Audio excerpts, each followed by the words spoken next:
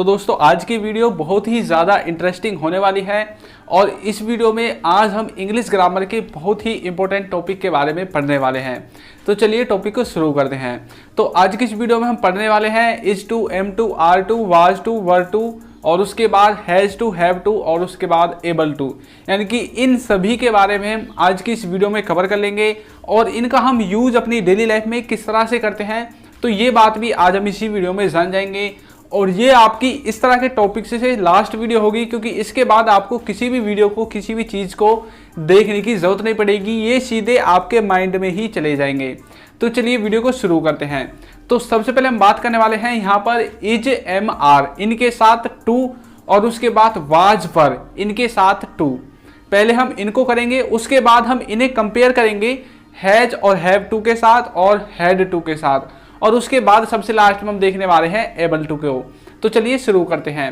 तो देखिए जो सबसे पहले मैंने लिखा था is, am, are plus to और उसके बाद है वाज, वर प्लस टू। इनका मतलब क्या होता है? इनका मतलब होता है कि कोई चीज़ करने के लिए पहले से ही निश्चित कर दी जाए, यानी कि आपको कहीं पर जाने के लिए या फिर कोई काम करने के लिए जब पहले से ही जो है कोई काम सौंप दिया जाए या फिर पहले से ही कोई चीज़ निश्चित कर दी जाए, भाई तुम वहाँ पर जाओगे, तुम ये काम करोगे, तुम ये काम नहीं करोगे, यानी कि किसी ने ये काम करने के लिए पहले से ही निश्चित कर दिया है कि आपको ये करना है, उसको ये करना है, उसको वहाँ पर जाना है। तो इस तरह के सेंस में आप यूज़ करेंगे इज, एम, आर टू और वाज, वर टू में से। अब जो प्रेजेंट की सिचुएशंस हैं उनमें आप जानते हैं कि इज, एम और आर टू का यूज़ होगा, और उसके बाद जो पास्ट की सिचुएशंस बचेंगे उसमें हम यूज़ करेंगे वाज, वर और टू का। अब देखिए कुछ इसके सेंटेंसेस मैं आपको बता देता हूँ। जैसे मैंने बोला है मुझे वहाँ जाना है।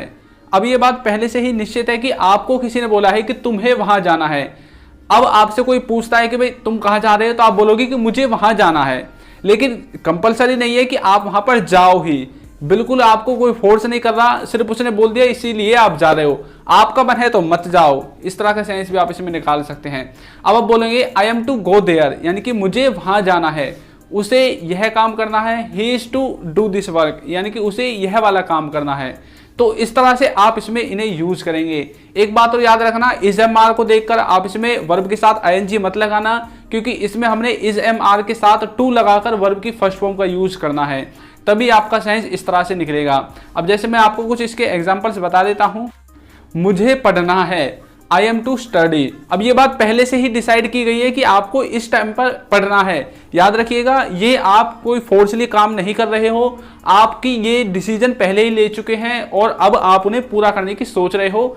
ये आपको सेंस में यूज करना है। अब जैसे मैं आपको बोलूं कि उसे स्कूल जाना है, अब इसमें आप बोल सकते हो he is to go to school, यानी उसे स्कूल को जाना है या फिर उसे स्कूल जाना है। इस तरह से आप इसे बोल सकते हैं। और यदि मैं आपको पास्ट के जो एग्जाम्पल्स हैं वो दूं, तो आप बोल सकते हैं कि मुझे स्कूल जाना था, तो इसकी इंग्लिश बनेगी I was to go to school, यानी कि मुझे स्कूल जाना था, उसे पढ़ाई करनी थी, ही वाज टू स्टडी। तो इस तरह से कोई काम करना था और वो निश्चित है, पहले से ही उसका प्लान बनाया जा चुका है, उसमें आप यूज करेंगे इज, एम, आर टू और वाज, वर टू में से। वाज, वर पास्ट के लिए, is, am, are to present के लिए। अब हम आते हैं हैज, हैव और हैड इनके बारे में। अब देखिए हमने इज, एम, आर और वाज, वर इनके साथ टू लगाकर पढ़ा था कि कोई काम जब कंपलसरी ना हो तब हम इनका यूज करते हैं, लेकिन अब हम इसमें पढ़ेंगे हैज, हैव और हैड में कि कोई काम कंपलसरी है, यानी कि आप उसे फोर्सली कर रहे हैं या फिर आपसे कोई फोर्सली करवा रहा है। तो इस तरह का सेंस आप इसमें निकालेंगे। अब जैसे मैंने आपको बोला था मुझे स्कूल जाना है, उसमें आप कंपल्सन नहीं दिखाया, आपने बोला I am to go to school, इसमें कंपल्सन आपने नहीं दिखाया। यदि आप इसमें बोलेंगे I have to go to school, यानी कि आप इसमें कंपल्सन दिखा रहे हैं कि भाई मुझे स्कूल जाना ही है, यानी कि अगर मैं स्कूल नहीं जाऊंगा तो मतलब काम बिगड़ जाएगा, फिर घर वाले मुझे पीटेंगे। तो इस तरह का सेंस आप इसमें निकालेंगे। उसे पढ़ाई करनी है, मैंने बोला था ही इज टू स्टडी, यानी कि उसे पढ़ाई करनी है, इसमें कंपल्सन नहीं है। यदि मैं इसमें बोलूँ ही हैज टू स्टडी, तो यहाँ पर कंपल्सन वाली बात है, अगर पढ़ाई नहीं करोगे तो घर वाले आपको पीटेंगे। तो इस तरह से आप इसमें हैज, हैव का यूज कर सकते हैं टू के साथ। अब आपको मुझे आशा है कि is, am, are to, was, were to और हैज, हैव टू ये सभी कंप्लीट हो गए होंगे। अब हम बात करते हैं हैड टू के बारे में। हैड टू का मतलब है कि पास्ट में कोई चीज करनी पड़ी या फिर कोई चीज करनी थी, ये वाला सेंस निकलेगा, इसमें भी कंपल्सन होगा। अब जैसे आप बोल सकते हैं कि मुझे वहां जाना पड़ा, तो इसकी इंग्लिश बनेगी I had to go there, यानी कि मुझे वहां पर जाना पड़ा, मुझे पढ़ना पड़ा, आई हैड टू स्टडी, मुझे खेलना पड़ा, आई हैड टू प्ले। तो इस तरह से कोई चीज करनी पड़ी या फिर कोई चीज करनी थी, इस वाले सेंस में यदि कंपल्सन है तो आप यूज करेंगे हैड टू का। कंपल्सन नहीं है तो वाज वर्ब के साथ टू का यूज आप कर सकते हैं, कोई भी इसमें ऐसी रुकावट वाली बात नहीं है। अब इसमें हम देखने वाले हैं नेक्स्ट जो है आपका एबल टू। एबल टू का मतलब होता है कि कोई काम करने के योग्य है। जैसे कि मैं खाना खाने के योग्य हूं, तो इसकी इंग्लिश बनेगी I am able to eat, यानी कि मैं खाना खाने के योग्य हूं। वह चलने के योग्य है, he is able to walk. वह खेलने के योग्य है, he is able to play. तो इस तरह से कोई चीज करने के योग्य है उसमें आप एबल टू को यूज करेंगे। अब मैं आपको इसमें एक जो है एक्स्ट्रा बता देता हूं, जो है आपका अबाउट टू। अबाउट टू का मतलब होता है कि कोई चीज करने ही वाले हैं, होने ही वाली है, यानी कि कोई चीज आने वाले टाइम में बिल्कुल होने ही वाली है, आप उस समय के निकट पहुंच चुके हैं। जैसे कि आप बोल सकते हैं कि वह आने ही वाला है। आपके घर वाले पूछ रहे हैं कि भाई इतनी टाइम हो गया, वो आया क्यों नहीं है अब तक, तो आप बोल सकते हैं कि वो अभी आने ही वाला है, तो इसमें बोलेंगे he is about to come, यानी कि वह बस आने ही वाला है, वह बस खेलने ही वाला है।